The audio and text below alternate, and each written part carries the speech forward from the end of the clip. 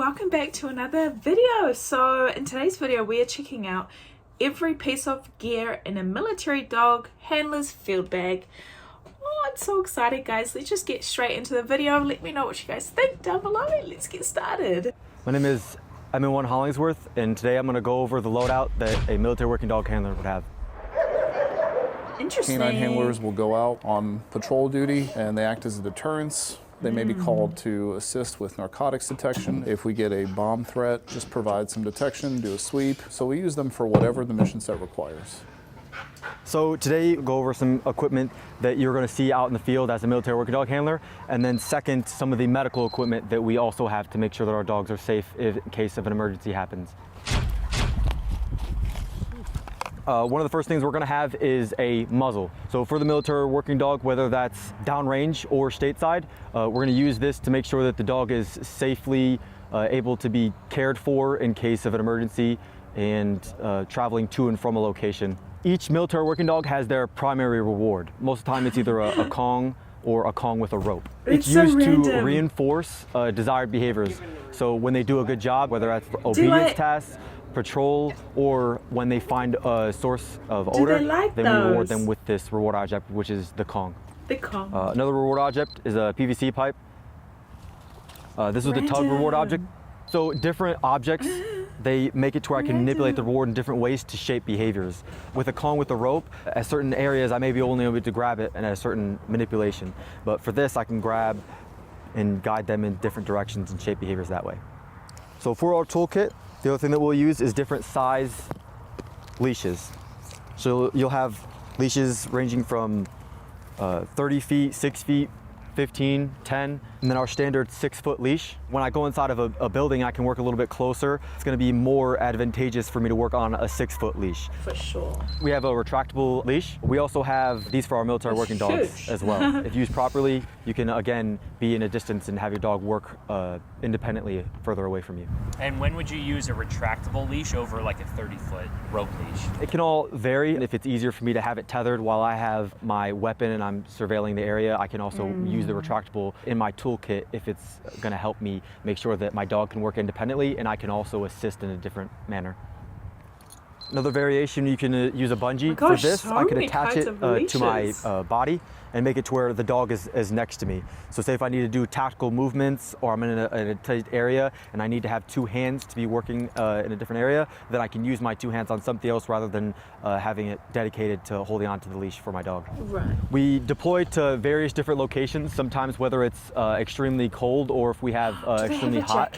We want to make sure that our dogs' paws are taken care of. So we can put these little shoes on them and make sure that their paws are taken care of, especially when for hot seasons and they're on asphalt or a rough period that could scrape up their paws. Next, we have their collar. So different variations, different clasps. This just goes around their neck, and this is what the leash is going to be tethered to. Why are there two different collars right there? There's two different types. Specifically, say if they had the variation with the handle, then you could grab the dog, and it's more of a tactical area where I can use that in my toolkit if I need to grab the dog quickly instead of going underneath. Next tool we have in our toolkit is our choke chains. So say if I have my dog attached to the flat collar, I might want that to mean something differently than when the dog is on the choke chain. You would use it as a tool to communicate desired or undesired behaviors. What do you exactly mean by that? So say if my dog was not responding to a specific command, I could communicate with a very light leash tension via the choke chain. So another piece of gear that we might have is going to be our harnesses. So various different styles. Again, this allows us to have more tactical maneuverability. We can use the handles during different situations to, again, manipulate our dog. If it works, it's also something we use as a training tool. So say if I'm trying to do drive building activities with my dog, I can use this as something to make it to where the pressure and the tension is more on their body instead of manipulating their head in a specific way. Other gear that we have in our bag is going to be these goggles. This is going to be used to protect the dog's face or eyes. Say if the dog's on like a helicopter or different things like that, they might be used. Look at the dog. The other thing that we're going to have in our bag is going to be our water. So we always make sure that we have water for our dogs. They're going to be working for us, so we want to make sure that they're taken care of. We have various different bottles that we can use, and then also our water bowls that we can have to plop it down, pour the water in, and ensure that they're taken care of after working all day. This right here is just, again, just a normal plastic bowl. You can take this apart, put the water in there, easily to take apart and clean. And that's it for this bag.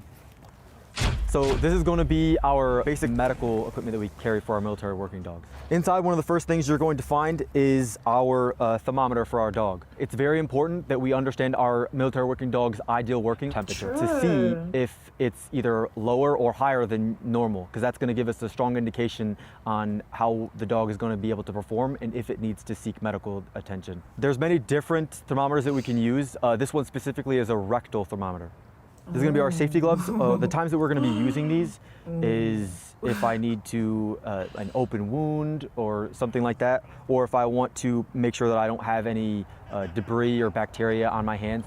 Other things we're going to find in our kit is gauze. So we'll use this along with the tape. If there's a sore, a cut, a laceration, we'll make sure that we do that first aid, first initial treatment, and then get them to a veterinary facility as soon as we can.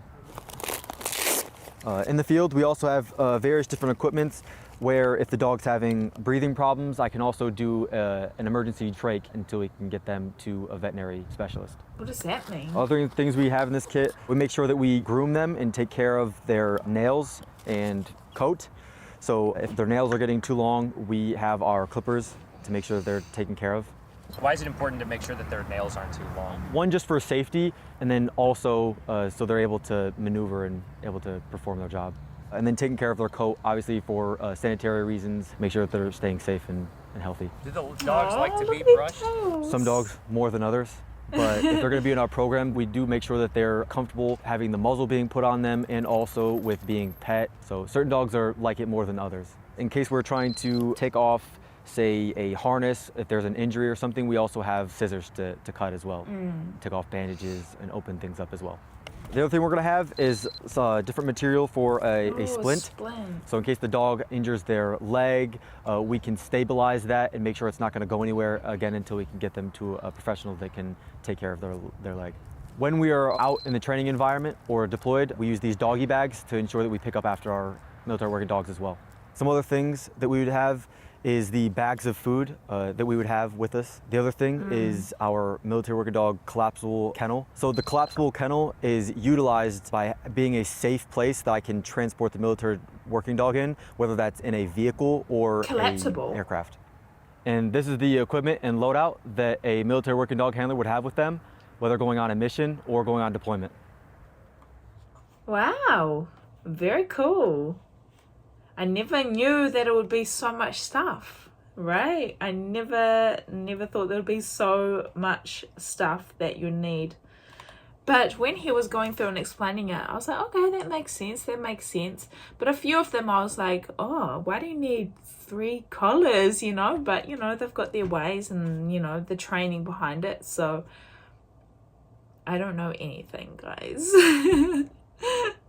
But huge respect to dog handlers in any field, I think, because I think it's really beautiful. You create such a close bond / relationship with the dog. I'm not sure about in America, but here in New Zealand, the police, the dog handlers and the police here in New Zealand, they actually, you know, that's their dog. Like, they take them home, they go to work together, like that is their dog, and they live together and they work together, so they're extremely close.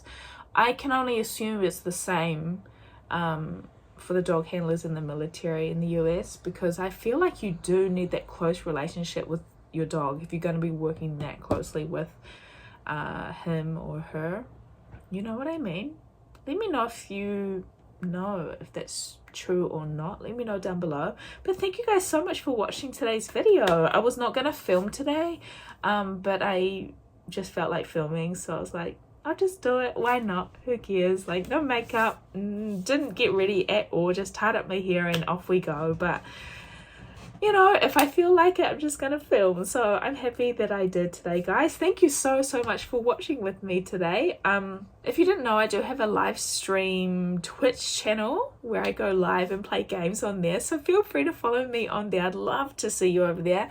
My username is just Courtney.coulston, just my name.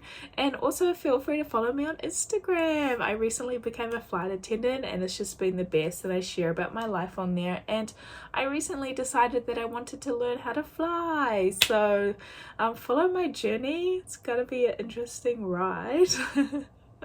My username is just Courtney.coulston on there as well. Again, guys, thank you so much for the support. I really appreciate it, and I'll see you all in my next video. Bye, guys. Mwah.